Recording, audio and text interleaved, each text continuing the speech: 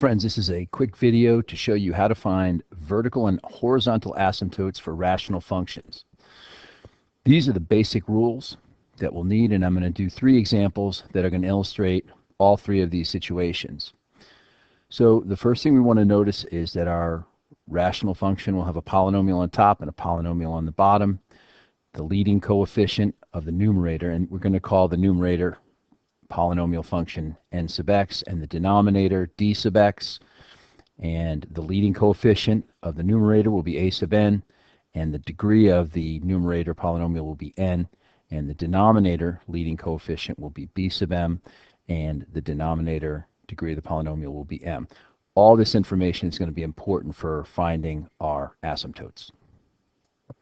My 3 examples are going to come from this section of the homework. Directions simply say to find all vertical and horizontal asymptotes of the graph of the function. Choosing number 10 first, and we can see that the numerator is 1, the denominator is x minus 2 to the 3rd power. So to see where to put my vertical asymptotes, I simply am going to find the zeros of the denominator d sub x. So I set x minus 2 cubed equal to 0, and I solve, and x equals 2, and that means there's a vertical asymptote at x equals 2. Now I have 3 different situations for the horizontal asymptotes, and so I'm going to need to evaluate the information from the problem. So I can see here's my numerator, my denominator, leading coefficient is 1, and since there's no variable, we would say that is x to the 0 power. The leading coefficient of the denominator is 1, and the degree, or letter m, is 3. So my rule says when n is less than m, so 0 is less than 3, then there's a horizontal asymptote at y equals 0.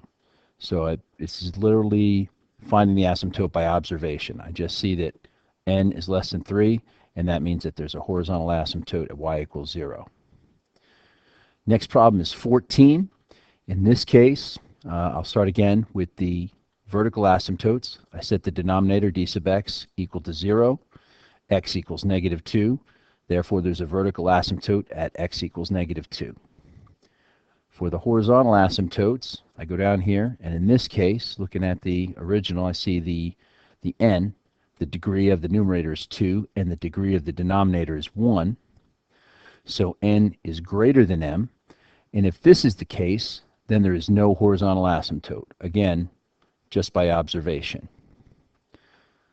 Third example, 16. In this case, we start with finding the zeros for the denominator.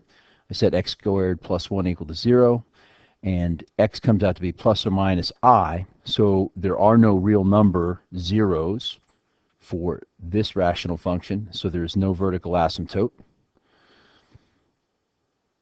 And this is the third case where the degree of the numerator, 2, is equal to the degree of the denominator, 2. And when that's the case, I have a horizontal asymptote where the leading coefficient of the numerator, a sub n, over the leading coefficient of the denominator, b sub m. So from this, 3 over 1 is 3, so I have a horizontal asymptote at y equals 3. And there's a picture.